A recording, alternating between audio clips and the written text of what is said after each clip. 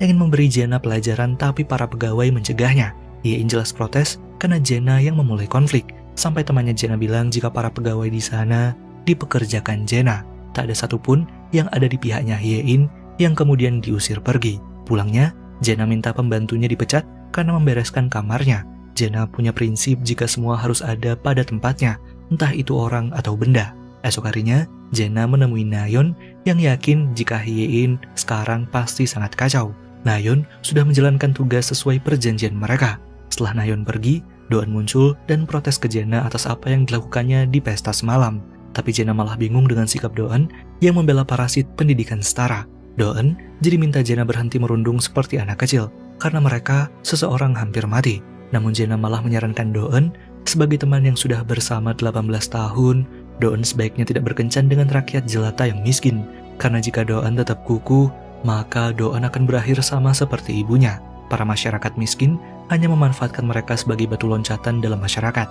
Jena melanjutkan, jika hanya Doeun yang tidak tahu tentang murid yang jatuh dari gedung, sementara murid berlian lainnya sudah tahu. Jena pergi dan Doeun tidak mengerti. Malamnya, Somang kaget melihat video Jena menyiram gaunnya Hye-in. Somang tidak menyangka Hye-in selalu membuat masalah di dalam dan di luar sekolah. Sampai akhirnya ia melihat Hye-in melintas yang membuatnya semakin tidak percaya. Nah, Hye-in ini mendatangi seorang pria dan akan mengambil uang tunainya. Tapi kemudian Somang datang menghentikan perbuatan pria tersebut.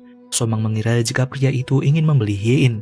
Saat ingin menghajarnya, Hye-in sadar jika yang datang adalah Somang. Hye-in menjelaskan jika ia menjual barang bekasnya.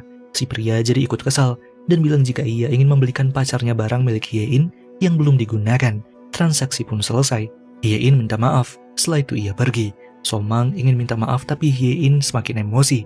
Somang lalu mengikuti Hye-in dan menjelaskan jika pertemuan Hye-in dan pria tadi cukup mencurigakan. Hye-in lalu mengatakan jika barang yang dijualnya tadi harus didiskon karena Somang merusak hati pembelinya.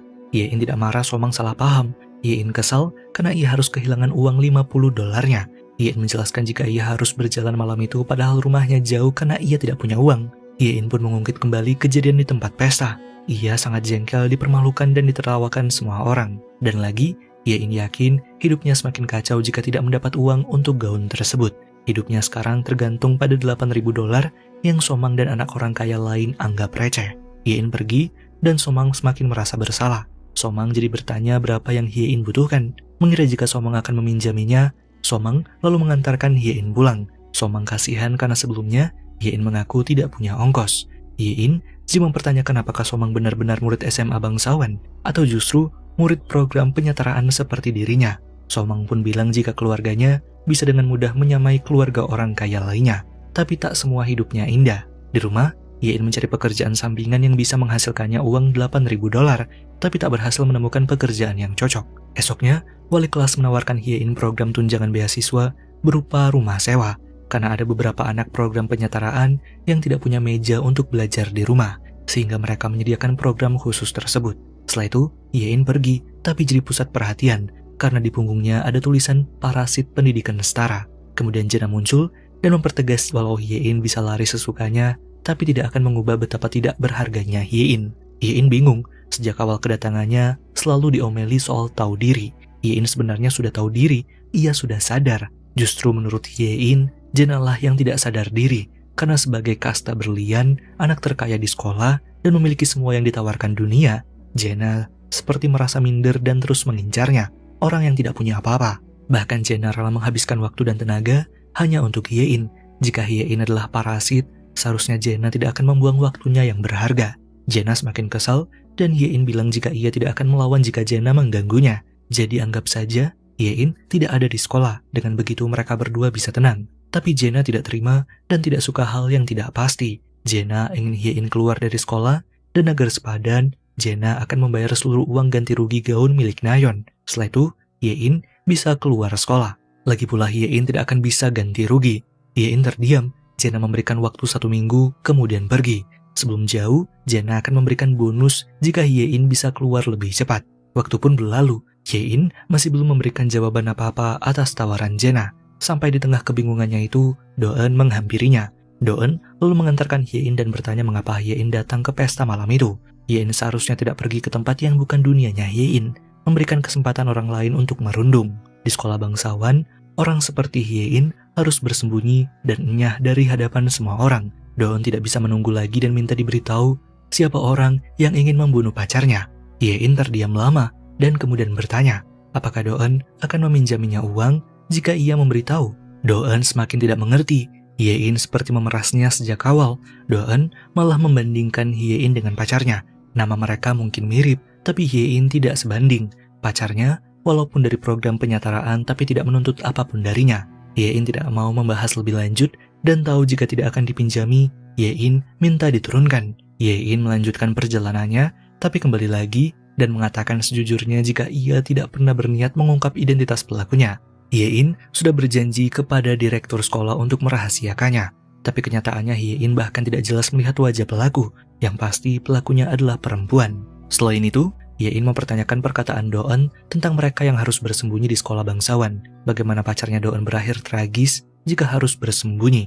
Doeun yang bahkan anggota kasta teratas, tapi tidak bisa melindungi pacarnya sendiri. Meski si pacar tidak mau minta bantuan, setidaknya Doeun harus menjaganya. Hari berlalu, teman prianya Jaena mempertanyakan Jaena yang bertengkar dengan Doeun, tapi Jaena tidak mau menjelaskan. Si teman pria jadi menduga karena masalah pacarnya Doeun, yang bahkan si teman pria tidak bisa memahami jalan pikirannya Doeun. Tapi Jaena tahu sesuatu tentang si teman pria. Pacarnya datang dan mereka mengalihkan pembicaraan. Sementara Hyein kini dipaksa makan bersama dengan Si-eun di ruang seni. Si-eun membawa makan sendiri minta Hyein mencicipi, membuat Hyein bingung. Bagaimana ada orang sebaik Si-eun di sekolah itu? Si-eun jelas menyangkalnya, ia tidak sebaik yang Hyein pikirkan. Si-eun hanya memanggil Hyein karena merasa kesepian makan sendirian. Si-eun lalu bertanya tentang gaun yang kotor. Hyein pun bingung karena harus membayar $8.000. Jaena menawarinya, tapi syaratnya harus keluar sekolah.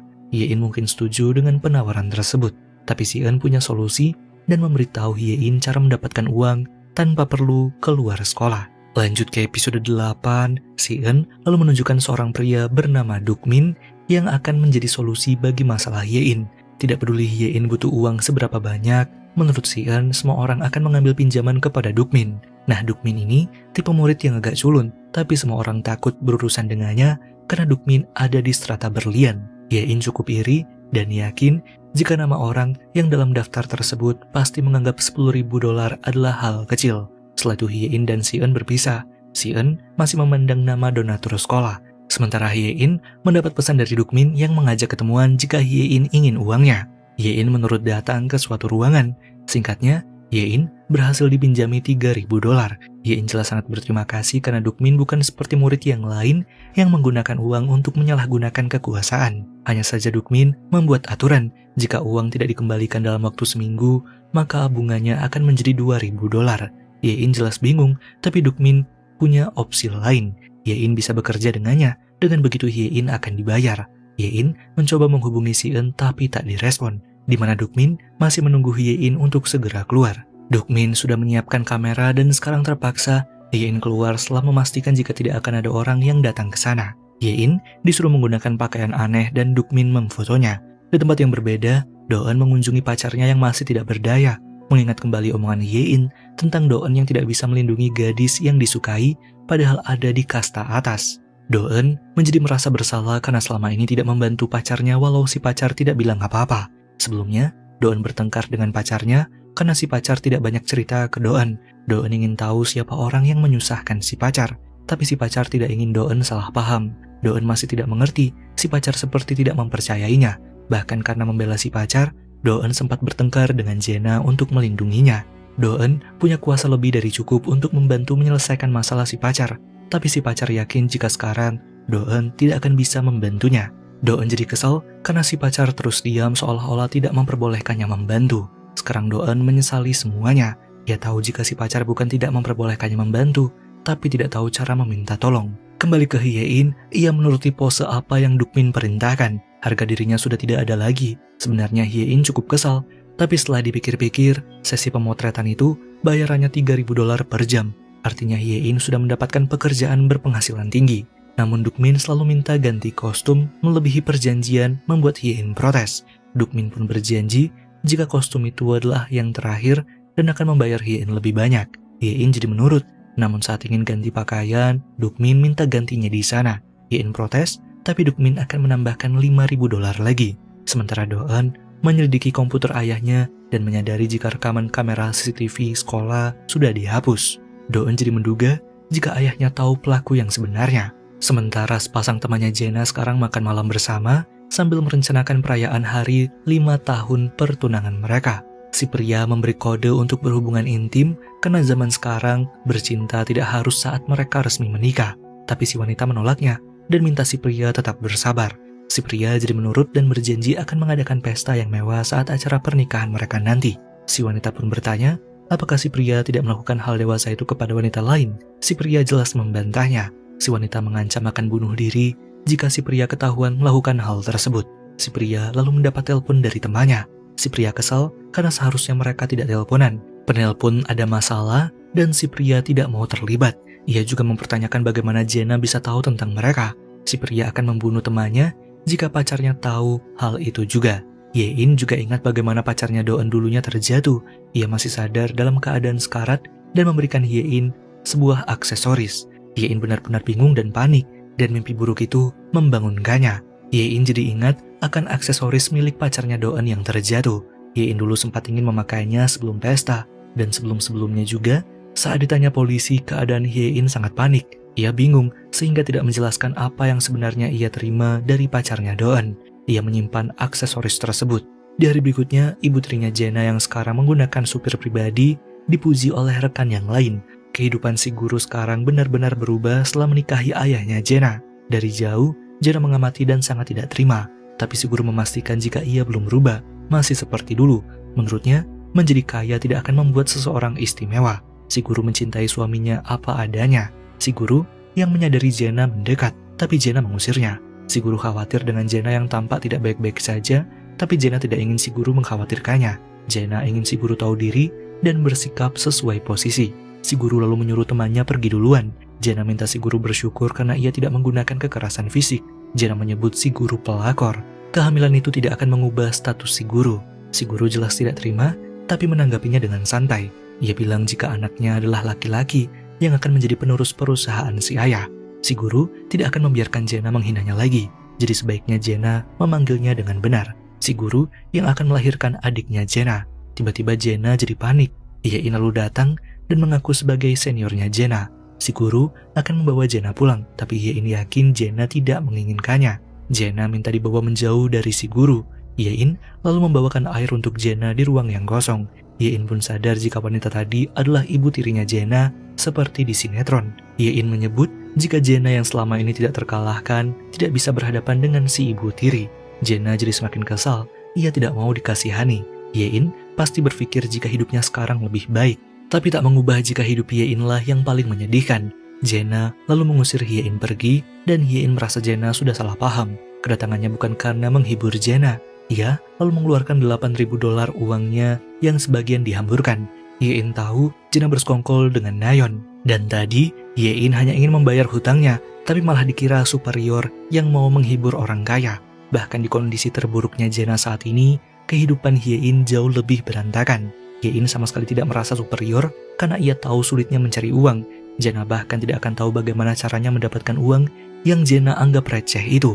Sebelumnya, Dukmin minta Ye-in untuk mengganti pakaian di ruang itu. Dukmin mengaku jika sebelumnya ada banyak orang lain sebelum Ye-in yang juga mengganti pakaian di sana. Ye-in jadi dengan kesal pun akhirnya menurut mengganti pakaiannya. Malamnya, ia pulang dengan sangat kecewa, tapi ia dibayar. Sekarang Ye-in merasa masalahnya impas dengan Jae-na. Ye-in minta agar Jae-na tidak mengganggunya lagi. Walau diperlakukan buruk, Ye-in tetap harus lulus sekolah dan mengubah hidupnya yang buruk setidaknya menjadi lebih baik sedikit saja. Jae-na merasa Ye-in gila, tapi Ye-in mempertegas jika Jae-na bukanlah orang yang paling menakutkan di sekolah.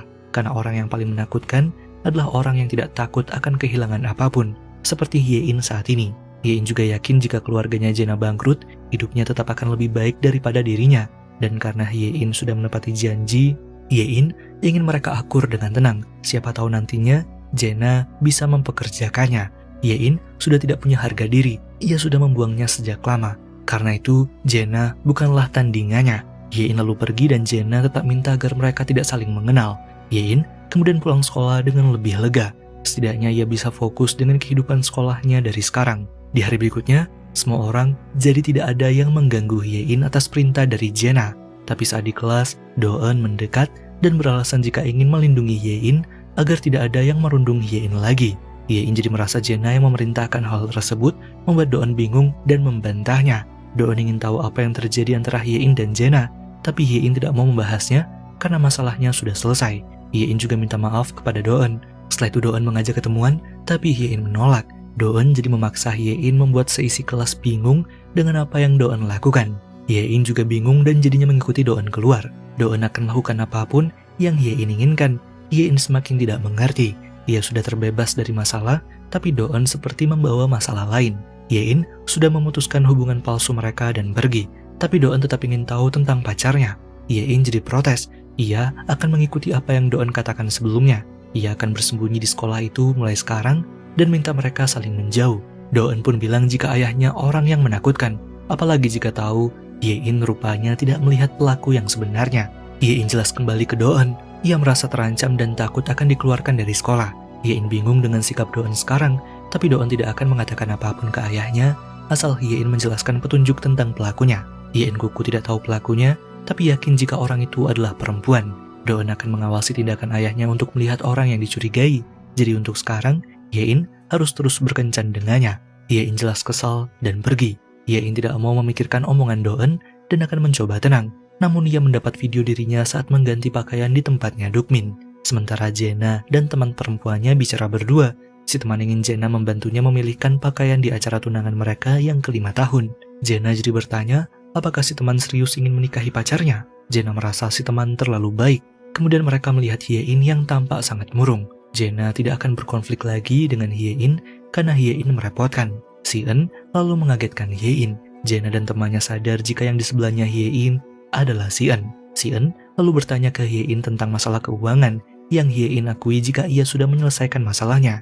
Jaena dan temannya merasa janggal. Di kelas, Ye-in masih tidak bisa fokus sampai Si-eun di depannya bertanya dengan tulisan apakah Ye-in baik-baik saja. Ye-in mengaku baik-baik saja. Di rumah, Ye-in masih kepikiran. Ia sangat tidak fokus sampai akhirnya menemukan kembali kertas yang ada di kotak sepatu barunya dulu, sama dengan tulisan tangannya Si-eun. Ye-in jelas sangat tidak menyangka orang yang selama ini Ye-in kira baik adalah orang yang ada maksud terselubung menghancurkannya. Sementara itu, Si-eun mengunjungi pacarnya Doeun lagi. Si ibu menyambutnya karena Si-eun mengaku teman dekatnya si pacarnya Doeun. Si ibu juga cerita jika sebelumnya ada pria bernama Doeun yang berkunjung. Si ibu lalu keluar meninggalkan Si-eun dan pacarnya Doeun berdua di ruangan itu. Si-eun merasa si pacar sangat beruntung karena seperti biasa Doeun menyukainya. Si-eun bingung bagaimana cara si pacar menggoda Doeun, padahal si pacar seperti setan. Doeun terpikat karena yakin jika Doeun tidak tahu perbuatan si pacar sebenarnya. Si-eun tampak sangat senang dan saat ingin pergi, ia menerima pesan dari Dukmin yang sudah menjalankan tugasnya. Dukmin mengirimkan video saat Ye-in mengganti pakaian. Si-eun semakin senang. Lanjut ke episode 9, Ye-in tersadar jika Si-eun adalah murid klub hitam yang memberikan kontribusi ke sekolah lebih dari $1 juta. 1 tahun yang lalu, kasta Si-eun yang sebelumnya di grup berlian diturunkan karena ayahnya terlibat kasus kejahatan dan dipenjara. Murid yang lain mencemoohnya terang-terangan. Jelas saja Si-eun tidak terima, tapi sekarang Si-eun tidak punya kekuasaan lagi. Ia bukan kelompok berlian, jadi orang kaya lain dengan santai membulinya. Si-eun yang tidak terima menyerang salah satu murid, sampai akhirnya Jaena datang menghentikan. Si-eun tak berkutik di hadapan Jaena. Si-eun bingung mengapa Jaena melakukan itu kepada temannya. Tapi Jaena mengungkit pertemanan mereka saat kecil dulu. Si-eun pernah bilang, jika seseorang harus setara apabila ingin berteman. Jadi Si-eun bukan lagi temannya Jaena karena bukan keluarga elit lagi. Namun Si-eun mengungkit juga omongannya dulu. Si-eun memegang rahasia keluarga Jaena. Tapi Jaena tidak peduli dan kejatuhan Si-eun sekarang adalah momen yang selama ini Jaena tunggu. Dan ke masa sekarang, Si-eun berpapasan dengan Jaena dan mengingatkan agar Si-eun menjauh dari pandangannya. Si-eun minta maaf karena tidak berhati-hati bersembunyi. Jaena lalu mempertanyakan permainan apa yang Si-eun lakukan dan apa hubungannya dengan Ye-in. Tapi Si-eun tidak menjelaskan dengan berpura-pura bingung Ye-in mana yang Jaena maksud. Jaena bingung Si-eun bisa bersikap ramah ke orang biasa. Padahal dulu orang biasa itu Si-eun perlakukan seperti hama. Jaena minta Si-eun mengakhiri apa yang ia rencanakan, tapi Si-eun mengalihkan topik dan bilang jika Jaena sama sekali tidak punya bukti jika dirinya penyebab rumor yang beredar tentang keluarga Jaena. Seharusnya sebentar lagi strata mereka akan sama karena ahli waris perusahaan ayahnya Jaena akan jatuh ke adik lainnya. Jenna cukup kesal, dan Si-eun juga mengingatkan seharusnya ia bersembunyi dari Jenna, membuat Jenna pergi, dan Si-eun semakin menantang. Ia yakin Jenna takut mencari masalah dengannya. Jenna ingat akan kejadian dulu. Setelah menampar Si-eun, saat namanya di kasta berlian diturunkan, Jenna sudah tidak menganggap Si-eun sebagai temannya. Tapi Si-eun malah tertawa, dan bilang jika strata mereka sekarang setara. Berita tentang keluarga Jenna muncul, perusahaan ayahnya Jenna jadi tercoreng. Dari jauh, Do-eun mengamati. Do-eun ingat soal Jenna saat membahas tentang kematian yang sepertinya biasa-biasa saja. Apalagi ayahnya Do-eun juga dulu berpesan untuk memilih orang yang bisa dijadikan teman. Menurut si ayah, jika Do-eun berteman dengan Jenna, akan menguntungkan di masa depan. Sementara itu, Ye-in mengacak-ngacak ruang kesenian yang sering ditinggali Si-eun. Tapi tak menemukan apapun. Si-eun muncul dan bingung. Ye-in jadi yakin jika Si-eun selama ini berbohong. Si-eun adalah orang di hari itu. Tapi Si-eun malah bertanya balik, hari apa yang dimaksud Ye-in? Hari saat ada catatan di kotak sepatu yang hilang, atau tentang Dukmin? Ye-in semakin kesal dan yakin jika kamera tersembunyi di ruangan Dukmin adalah ulah Si-eun. Tapi Si-eun menyebut jika Dukminlah yang merekam hal tersebut, dan Si-eun tahu hal itu hobi Dukmin, jadi ia menjerumuskan Ye-in. Ye-in semakin emosi karena Si-eun melakukan tindak kejahatan, tapi Si-eun membalikan keadaan jika Ye-inlah yang selama ini berbuat kriminal. Seragam yang Ye-in pakai itu karena Ye-in telah membunuh seseorang. Ye-in jelas membantahnya, ia yakin ada kesalahpahaman. Si-eun jadi menduga jika direktur sepertinya menyogok Ye-in agar tutup mulut soal insiden tersebut, sehingga Ye-in bisa masuk sekolah bangsawan. Ye-in menegaskan jika ia bukan pembunuh, ia hanya kebetulan di TKP hari itu.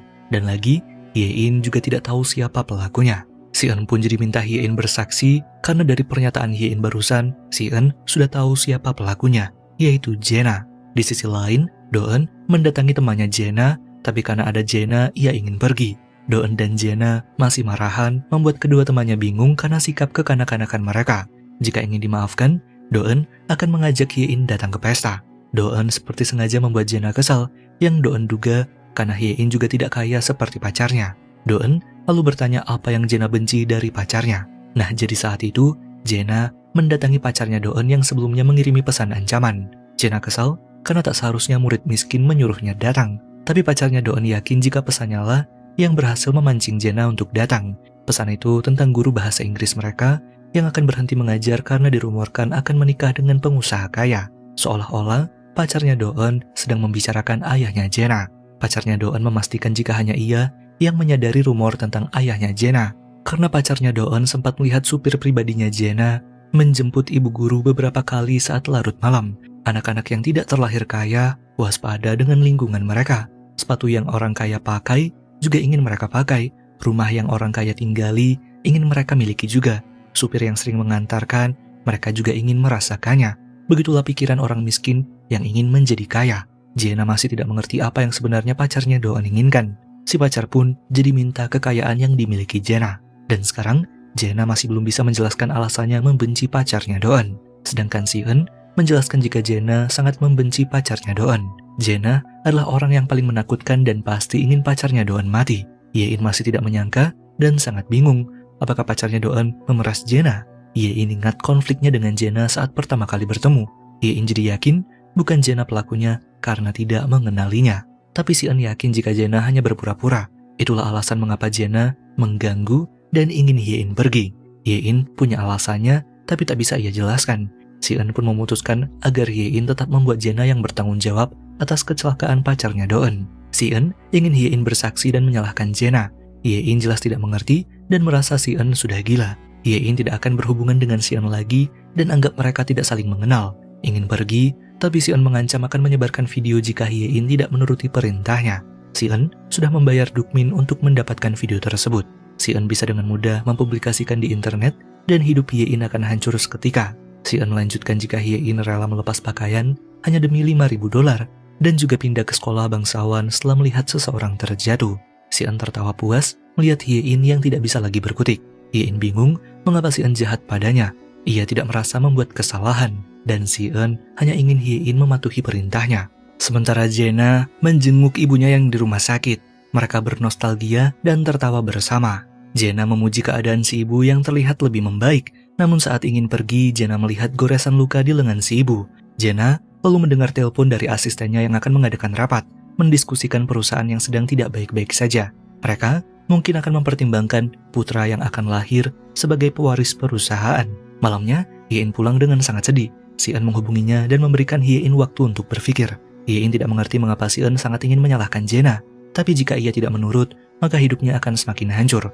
Hye-in lalu melihat baliho di depan sekolah yang mencari saksi atas peristiwa pacarnya Do-eun yang terjatuh. Hye-in adalah saksi itu, tapi sekarang ia sadar jika sejak awal ia sudah melakukan kejahatan dengan menutup mata. Seharusnya Hye-in tidak pernah datang ke sekolah tersebut. Hye-in sangat sedih. Jae-na yang dalam perjalanan pulang melihat Hye-in yang menangis di jalan. Hye-in semakin kesal karena sebelumnya Jae-na menyuruhnya agar mereka tidak bertemu lagi. Jae-na ingin tahu apa yang terjadi. Hye-in hanya menjelaskan jika ia dan murid yang terjatuh datang ke sekolah itu malah untuk menderita. Tapi Jae-na minta agar Hye-in tidak mengasihani murid yang jatuh itu karena murid itu tidak seperti Hye-in. Jae-na melanjutkan jika Hye-in tidak cocok menangis. Jae-na ingin Hye-in menjadi diri sendiri, menjambak rambut orang dan menghajarnya. Jae-na mengira jika Hye-in akan bertahan sampai lulus. Hye-in merasa sifat baik Jae-na baru saja keluar yang tetap saja menyebalkan. Tapi Jae-na tidak merasa bersikap baik. Jae-na hanya mengapresiasi Hye-in yang cukup gila hingga membuatnya menyerah. Si-eun lalu menghubungi lagi dan Jae-na menyarankan agar Hye-in berhati-hati terhadap Si-eun. Setelah Jae-na pergi, Hye-in mengabaikan panggilan dari Si-eun dan lalu menghubungi Do-eun minta bantuan. Jadinya setelah itu, Hye-in dan Do-eun datang ke ruang grup elit mengaku ingin berpacaran. Teman prianya Jae-na yang ada di sana akhirnya terpaksa menurut pergi. Hye-in dan Do-eun jadi langsung bergegas mencari memori yang Dukmin simpan. Sampai akhirnya mereka menemukan banyak memori dengan berbagai nama. Hye-in pun berhasil menemukan memori atas namanya. Setelah itu, menghubungi Somang yang akan mengurus sisanya. Somang sudah menghajar Dukmin dan minta Dukmin menghapus seluruh file yang sudah direkamnya. Somang tidak menerima alasan apapun. Jika Dukmin tetap menyimpan video itu, maka videonya Dukmin akan Somang sebarkan. Dukmin sama sekali tidak berkutik dan tidak akan melakukan kegiatan itu lagi. Hye-in kembali seperti dirinya, gadis gila yang tidak akan membiarkan gadis lain mengalahkannya. Sementara ibu tirinya Jae-na ke gedung dan bertemu dengan ayahnya Jae-na. Rupanya sudah ada Jae-na di sana, membuat si ibu tiri agak bingung. Jae-na sekarang bersikap sangat ramah dan bahkan memanggil si ibu tiri dengan sebutan ibu, membuat si ibu merasa semakin canggung. Kedatangan Jae-na ke sana karena ingin belajar banyak dari si ayah. Setelah itu Jae-na dan ibu tirinya bicara berdua. Si ibu tiri merasa Jae-na sengaja membuatnya kesal. Jae-na jadi berterus terang jika adik tirinya nanti tidak akan menjadi pewaris perusahaan karena pasti akan menghadapinya. Apalagi si adik tiri mendapatkan setengah gen dari orang miskin, pasti akan sulit meneruskan perusahaan. Jae-na akan membalas dendam atas apa yang si ibu tiri lakukan padanya. Jae-na pergi dengan puas. Sementara Hye-in masih terus diancam Si-eun. Somang juga masih membantu dan akan membawakan laptop milik Dukmin. Kemudian Hye-in penasaran dengan memori milik Dukmin, hingga ada satu flash disk dengan nama pacarnya Do-eun. Hye-in jadi lihat file di dalamnya berupa video di ruangan grup elit, di mana ada pacarnya Do-eun berhubungan dengan teman prianya Jae-na. Hubungan atas dasar suka sama suka. Hye-in jelas sangat tidak menyangka sosok seperti apa pacarnya Do-eun sebenarnya. Lanjut ke episode 10, melihat video perselingkuhan itu, Hye-in jelas sangat tidak menyangka. Ia lalu mendekatkan kalung yang pacarnya Do-eun pernah berikan saat terjatuh dulu. Hye-in sangat bingung dengan sosok pacarnya Do-eun. Waktu terus berlalu, Do-eun lalu mengajak Hye-in untuk berkencan di hari perayaan 5 tahun tunangan temannya. Hye-in ragu, takut jika dipermalukan lagi di pesta. Kemudian Si-eun menemui dan mengajak bicara berdua di toilet wanita. Si-eun tahu jika Hye-in sudah mengancam Dukmin untuk menghapus semua video, tapi Si-eun tidak bodoh karena ia masih punya salinannya. Si-eun yang ingin mengunggah video di internet, Hye-in hentikan dan akan menuruti Si-eun. Tapi Hye-in masih butuh waktu untuk bersiap. Jika Hye-in memberitahu jika Jae-na adalah pelaku yang mendorong pacarnya Do-eun, Hye-in sudah melanggar janjinya kepada direktur sekolah. Ia pasti akan dikeluarkan, tapi jika tidak menuruti Si-eun, videonya akan disebar. Hye-in lalu bertanya dengan menunjukkan flash disk milik Dukmin tentang pacarnya Do-eun dan teman prianya Jae-na. Si-eun rupanya sudah tahu hal tersebut. Si-eun juga bahkan sudah memberitahu Hye-in sebelumnya. Pacarnya Do-eun mengancam Jae-na. Bahkan Si-eun merasa kasihan karena pacarnya Do-eun tidak bisa mendapat keinginannya, karena Jae-na malah mendorongnya. Hye-in jadi merasa Si-eun dalang di balik semua itu. Dan Si-eun tidak menyangkal, ia memang menyuruh pacarnya Do-eun karena Si-eun sangat benci kepada Jae-na. Tapi yang paling bodoh adalah teman perempuannya Jae-na, yang tidak tahu jika pacarnya selingkuh dengan pacarnya Do-eun. Si-eun kemudian tertawa dan mengingat kembali kejadian saat itu. Pacarnya Do-eun tampak panik ke toilet setelah mendapat video dirinya berhubungan dengan teman prianya Jae-na dari Si-eun. Si-eun minta pacarnya Do-eun melakukan perintahnya, atau Si-eun akan menyebar video itu ke Do-eun. Pacarnya Do-eun sangat panik. Setelah itu ia datang ke rooftop dan akan melaksanakan perintah dari Si-eun. Pacarnya Do-eun mengundang Jae-na datang ke rooftop. Hye-in masih tidak percaya jika Jae-na adalah pelakunya. Tapi Si-eun tidak peduli. Ia hanya ingin Hye-in menuruti perintahnya dengan menjadi saksi atau video akan disebarkannya. Si-eun pergi dan Hye-in semakin pusing. Namun rupanya ada Somang sedari tadi yang merokok. Somang sudah mendengar semuanya dan akhirnya menemani Hye-in menenangkan diri. Somang minta maaf karena hanya bisa melukai Dokmin. Somang juga sebenarnya kesal dengan Si-eun. Ia lalu menyarankan melapor polisi. Tapi Hye-in sudah belajar banyak hal setelah ia pindah ke sekolah itu. Ada beberapa hal dari orang miskin seperti dirinya yang tidak bisa diubah. Somang pun bilang jika dengan begitulah keluarganya bisa menghasilkan uang. Ayahnya memberikan harapan ke orang yang ingin perubahan dengan berdoa. Somang lalu akan mengabulkan apa yang Hye-in inginkan. Somang yakin Hye-in ingin Si-eun dihukum. Hari pesta pun tiba. Temannya Jae-na sangat romantis dan membuat banyak tamu iri. Hye-in melihat ke Jae-na yang tampak tidak begitu menikmati. Pesta lalu berlanjut. Hye-in juga diajak minum dan bermain dengan tamu lainnya. Setelah itu, ia menemani Do-eun merokok di luar. Hye-in kemudian membuka topik, mempertanyakan apakah ada alasan yang membuat pacarnya Do-eun jadi seperti sekarang. Do-eun mengaku dekat dengan pacarnya. Jadi Hye-in menduga Do-eun tahu sesuatu mengapa pacarnya bisa didorong seseorang dari atap. Pelakunya pasti memiliki motif. Tapi Do-eun juga penasaran akan hal tersebut. Ia tidak tahu kesalahan pada pacarnya hingga ada orang lain yang ingin membunuhnya. Padahal pacarnya anak yang baik. Hye-in ingin memastikan apakah ada kemungkinan pacarnya Do-eun tidak seperti yang Do-eun bayangkan. Tapi Do-eun tidak mengerti dan Hye-in tidak jadi membahasnya. Hye-in akan memberitahu jika ingat detail pelakunya. Setelah itu mereka lanjut main di dalam. Hye-in mengamati temannya Jae-na. Jae-na lalu minta menambah minuman dan Hye-in lalu bertanya tentang kalung yang teman wanitanya Jae-na kenakan. Jae-na pun menjelaskan jika kalung itu sangat mahal. Bahkan Hye-in meminta kepada Do-eun tidak akan bisa mendapatkannya. Karena untuk membelinya, tidak hanya perlu uang, tapi juga harus ada di daftar tunggu. Setelah itu Jae-na lanjut minum dan mendekat ke mejanya Do-eun, ingin menambah minumannya.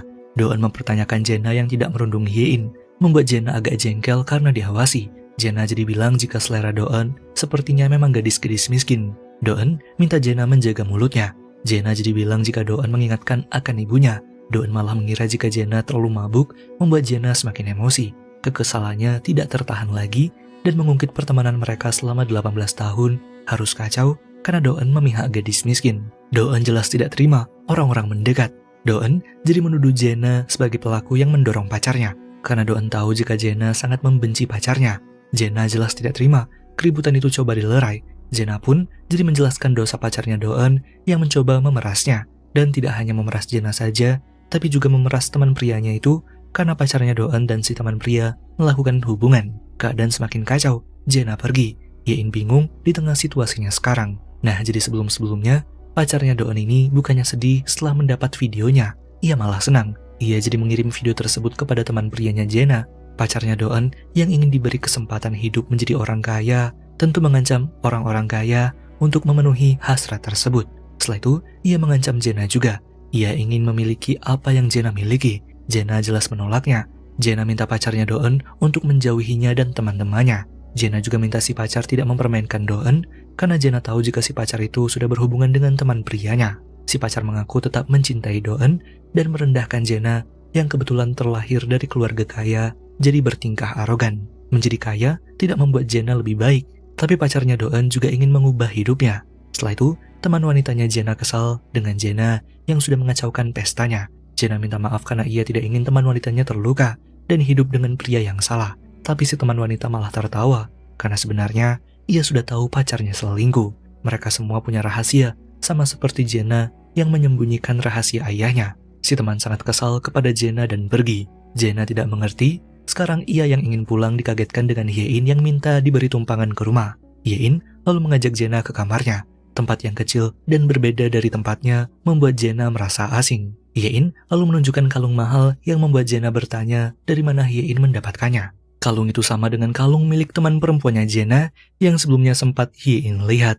Hye-in melanjutkan ucapan Jae-na sebelumnya jika kalung itu tidak bisa dibeli meski punya uang. Do-eun dan Si-eun berpikir jika Jae-na adalah pelakunya, tapi Hye-in yakin jika bukan Jae-na karena kalung itu diberikan pada saat pacarnya Do-eun jatuh malam itu.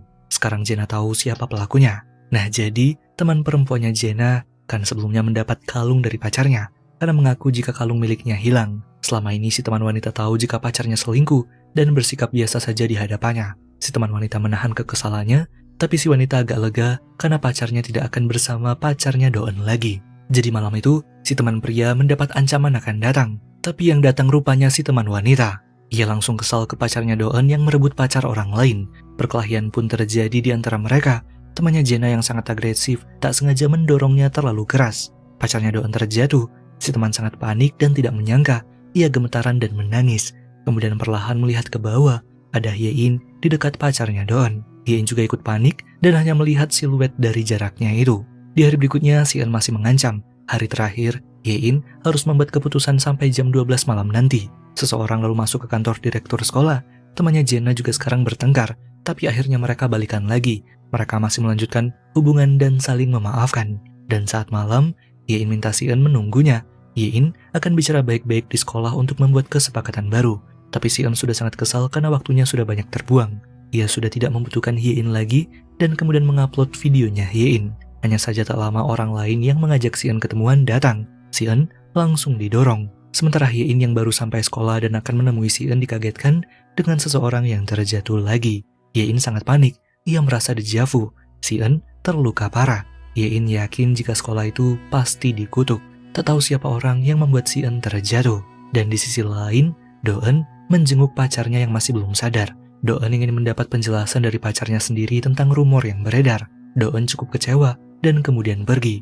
Si pacar lalu mulai menggerakkan tubuhnya dan terbangun. Dan cerita berakhir, yang entah akan dilanjutkan ke season 2 atau dibiarkan open ending. Dan itulah seluruh alur cerita series Big X Rich. Terima kasih sudah menonton. Jangan lupa like, share, subscribe, dan aktifkan lonceng notifikasi agar tidak ketinggalan video terbaru dari channel ini. Follow juga akun sosial media kita untuk update konten seru lainnya. Jika ada saran, kritik, atau rekomendasi film dan series yang ingin dibahas, silahkan tulis di kolom komentar. Sampai jumpa di video selanjutnya.